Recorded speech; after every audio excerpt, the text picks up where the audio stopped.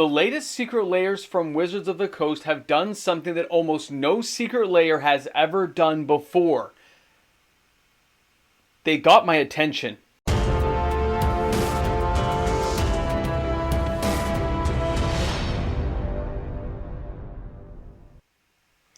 As soon as this became this, I knew I was in trouble. Welcome back, everyone. MTG Moxman here, and thanks again for hanging out with me on my channel today.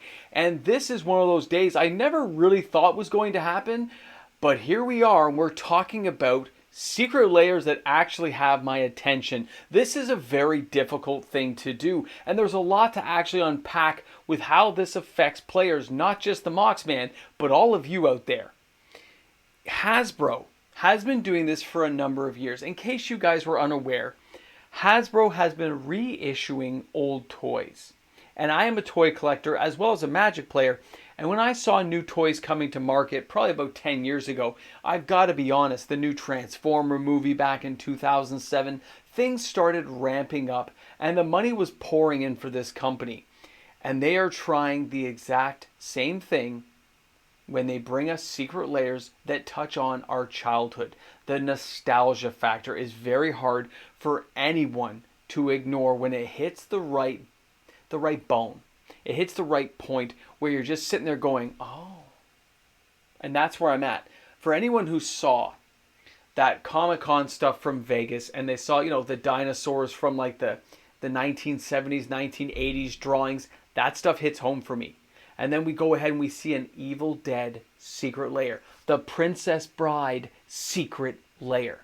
Now, the good news, my initial freak out, and it was a freak out, as soon as I saw what happened and you guys sent me those messages on Instagram, and then I checked the Discord more carefully, and players like, when Moxman sees this, he's going to have a meltdown. I did. I totally did. I ran a couple of laps, couldn't believe it was happening, and then I calmed down. And then I took a look at what we're talking about. To be objective and to get into my wallet is more than just me going, oh my god, it's an Evil Dead secret layer. But we're close. This was close. This is the closest I've come to in a meltdown of being pure excitement and nostalgia rippling through my system. Other than the Saturday morning Dungeons and Dragons cartoon secret layer, this is the closest I've ever been, okay? The next one would be like a He-Man or a G.I. Joe style thing, or they better never give us Robotech because I'll have a meltdown there too. But let's talk about this. You see the cards in the background there. And of course, you can go watch the Wizards of the Coast Vegas Comic-Con thing where they showed a whole bunch of stuff for Ixalan, which I'll cover later in the week. Tons of YouTube content creators already put that stuff out.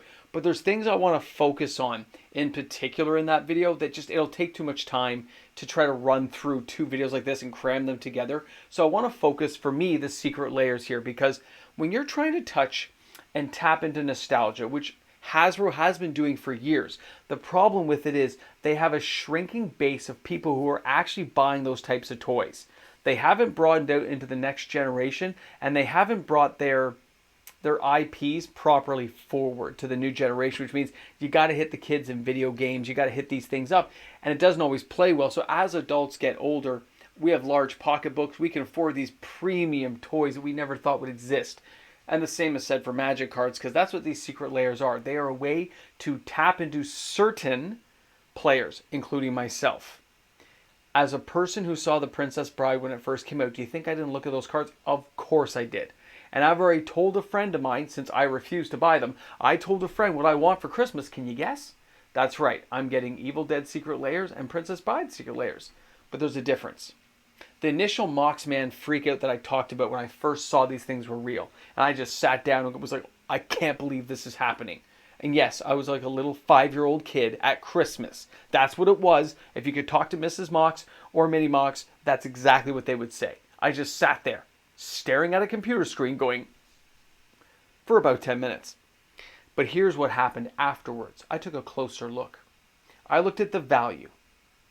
And when it comes to my wallet and getting into it, it breaks down to what is the value. So let me share some stuff with you here. I want to pull up some of the cards that are in this secret layer. You see them in the background here, but take a look. This is the card for Ash, okay? This is a pure steel Paladin. This thing is like 50 cents. The problem they have with the Secret Lair is the cards are not unique. They are just reskins.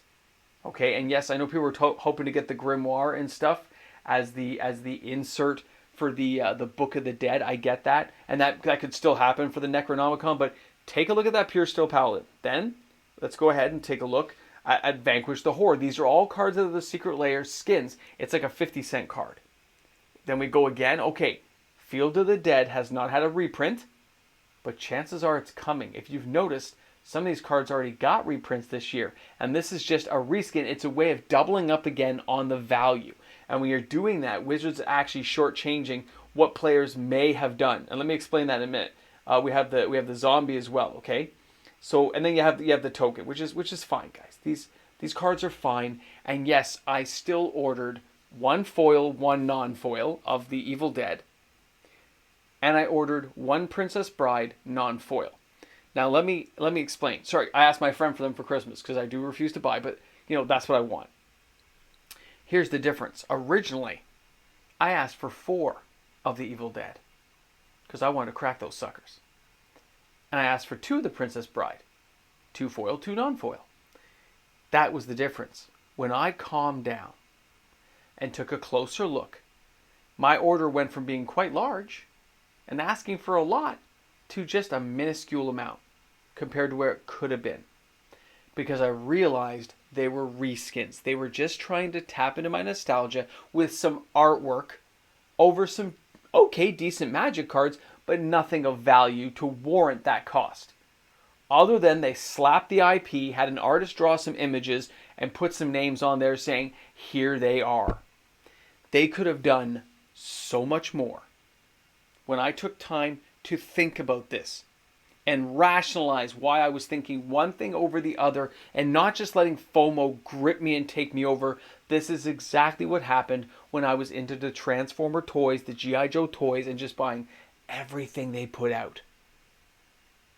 Let me repeat that. Buying everything they put out. Think about that term I've just used and apply it to Magic cards since 2018.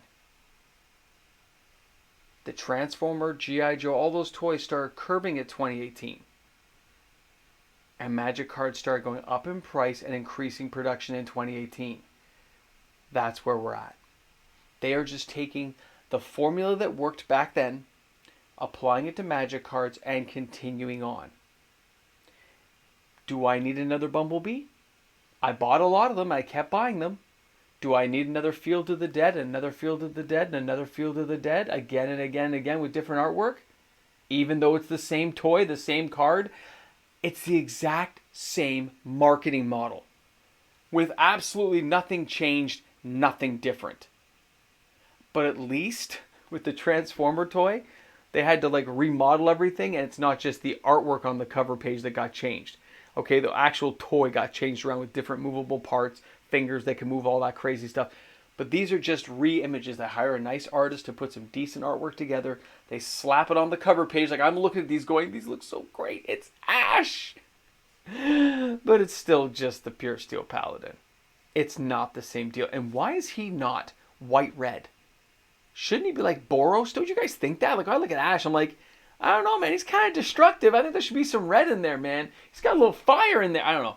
That's just me. But I was super excited. I am super excited. And yes, of course I'm going to buy these. Of course I'm going to buy them. Nothing's going to stop me. The only thing that stopped me was the mistake of buying too many. Holding myself to account and saying, what am I doing?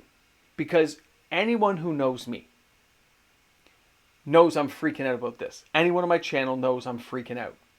And even I cannot get on board with a product like this just being a reskin and nothing unique about it.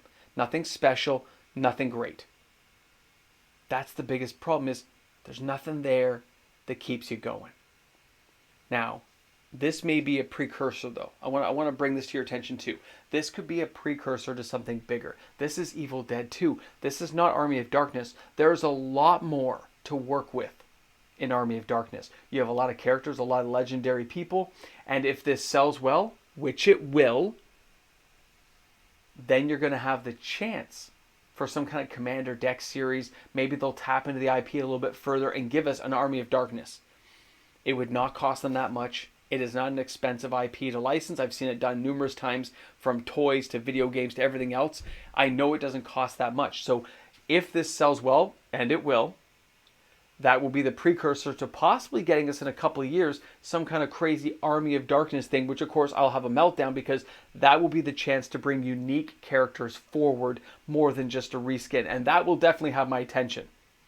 Now, the same thing can be had if we've seen this. Chances are we are going to see G.I. Joe. We are going to see more of these types of IPs being tapped into, because they're tapped out in the other ways they've used them before. They need to find ways of generating revenue, which is why you will see a lot of like really cheap toys nowadays at like dollar stores and Dollar Trees that say licensed by Hasbro, and it is the Transformer characters, but they're really done cheaply and stuff. And that's because they're just trying to find ways of generating revenue from the IP and keeping the name brand out there. Same thing with Evil Dead. It definitely keeps it alive. It keeps people interested. When I saw this movie in the theater, like, this is what I'm talking about. This kind of nostalgia grip is amazing. It gets you going. But for me, it's now the possibility of carrying it further along into an Army of Darkness series. We're going to have Eric the Red. We'll have the Wizard. We'll have the evil Ash. Can you imagine what they could do with all this stuff? It could be a fun, crazy time. And now that I've seen this and that this is possible, it lets me believe the rest is possible. Now, Princess Bride. Same thing, reskinned cards. But really, with the Princess Bride, there was enough characters and enough creation in that world that you definitely already could have done Commander decks, individual things with, like, you know, the two teams kind of facing off with some kind of generic backdrop of you know, card use. I don't know. I just think they could have done a lot more with that, although I do love the artwork. I love the idea of the Dread Pirate Wesley and stuff. It's just, it's cool seeing the Dread Pirate Roberts and stuff, and Princess Buttercup. I think it was great, guys. It blew me away. But always take a minute to breathe and calm yourself down before you dive into these secret layers. They are part of their master plan to bring in revenue. They are tapping into our childhood, our teen years, our young adult years from the 80s and the 90s, and bringing this stuff forward because they can. It's not expensive to do, but it definitely taps into that nostalgia that we will pay a lot of money to relive part of our childhood.